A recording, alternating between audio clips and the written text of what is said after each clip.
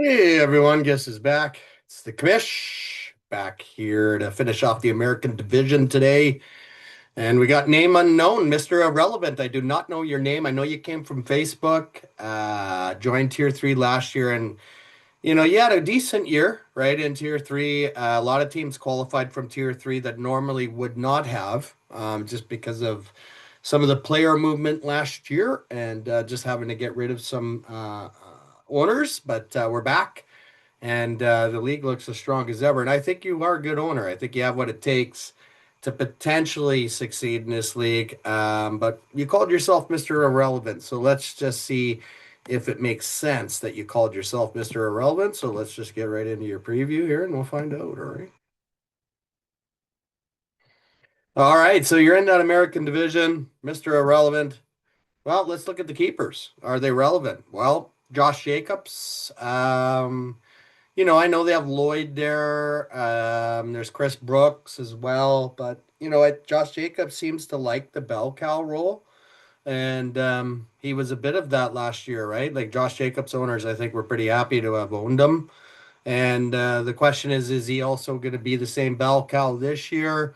It does seem like they're just trying to surround Jordan Love with a ton of weapons, right? So that could be part of increasing the passing side of things as a percentage of plays. Hard to say, but I still think Josh Jacobs is a good keeper. CD Lamb, I mean, what, top three, top five wide receiver, right? George Pickens is there now. And I know a lot of people are saying, well, they're going to double CD, so Pickens will be wide open. I think it'll go kind of back and forth, to be honest.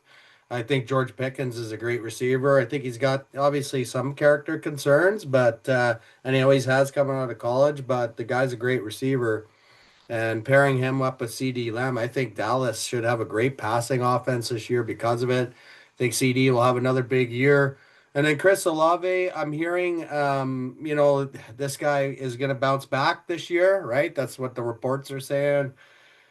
It could be hard to bounce back when your quarterback's either Spencer Rattler or the rookie there. So, um, I think Olave's a decent keeper. I just don't think he's going to blow it out of the park by any means, but he is the WR1 on New Orleans. Trey McBride, I mean, this guy's turning into an ascending tight end, right? You think about all the successful white tight ends in the NFL, Gronk, Kelsey, and McBride trying to become one of those along with Sam Laporta and Brock Bowers. So the new young crop coming in at tight end, so to speak.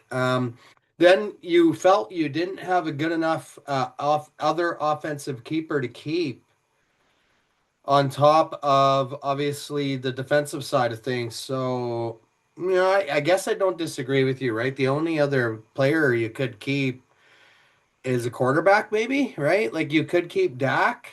I think Dak is decent enough. You probably maybe you hate Dallas, and that's why you're not keeping Dak. But to keep the two IDPs, I think is a bit of a mistake, especially when you could keep a quarterback and not have to worry about picking a quarterback in the draft. That would be one suggestion I have for you right away. But Aiden Hutchinson and Mika Parsons, let's face it, they're that near the top of their positions as well. So maybe that's what you're thinking, right? I just want to get the best at the position group. I'm not quite sure, but I also just talked about earlier how Dak has George Pickens now. Maybe not so much of a run game in Dallas, but do you need one when you have a bunch of good wide receivers? Anyways, you'll have to, I think about that one, but that's who you have for now. Looking at the draft pick scenario, you said Mr. Irrelevant, but you do have the extra 11 and the extra 13. You got no round 22, obviously, and no round 17, but those two picks are higher than those two picks. So you actually inherited, as a late qualifier, a better draft pick scenario than a lot of people. I mean, there wasn't a lot of draft pick just to put it into perspective, like tier one, there's some teams that have like literally 20 picks in the first 10. That's how much trades happen there. Tier two, I would say it's, somewhat moderate or minor trade activity. Tier three, usually not much at all, except this one smart team that knows to trade the 5 and 10 to move up. And that's advice for you, Mr. Irrelevant. You're new to the format. This is only your second year. And one piece of advice, if you're in the lower tiers and you want to get to the main money league, trade 5 and 10. I mean, yeah, okay, you might come back next year and suck, but why not go all in and move up the tier, right? People in tier one or teams in tier one actually have to go all in just to survive some years, just to kind of put it in their perspective, because nobody wants to drop back down to tier two. All right. So just a helpful tip for you. Likely first pick there. And sorry, I'll actually go back one because you are picking sixth. We never touched on that, but sixth pick is a great pick.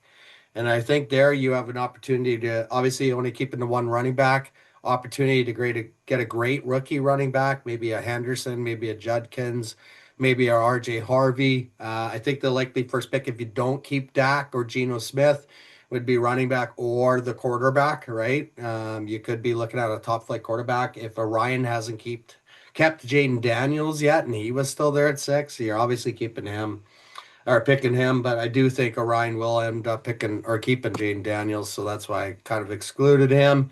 Potential storylines here. If things go well, I think you make the playoffs, right? Like right now, I just think your keepers without the quarterback, this is where you stand. If you put Dak in, maybe you could be, a division champ potentially, right? But I think if things go well right now without Dak, let's make playoffs. Things go bad, I could see you going back to tier three. Maybe Aiden Hutchinson gets hurt, maybe Mika Parsons gets hurt, and then those two slots that you had as keepers just really fail you, or Chris Olave gets injured again. Anything can happen, right? In the NFL, we know this. So that if things went bad like that, yeah, you could very well be back at tier three.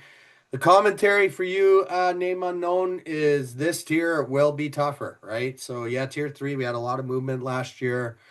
I have had guys be in tier two for 6 to 7 years before they've moved up, and in some cases even longer for some. So I'd love to hear a comment if anyone else is watching Mr. Irrelevant's preview, how long you've actually been in tier two, if you've been here for a long time. I know we've had a fair amount of new owners in the last few years, but yeah, I'd love to hear from some of you that have been around for a long time. I know some of those long-time owners just moved up last year. So, anyways, Mr. Irrelevant, I do think you're a good owner. If you want to drop me your name in a DM or a PM one of these days, that would be great. Other than that, just enjoy the season. Hope you're enjoying the tiered format and good luck this year.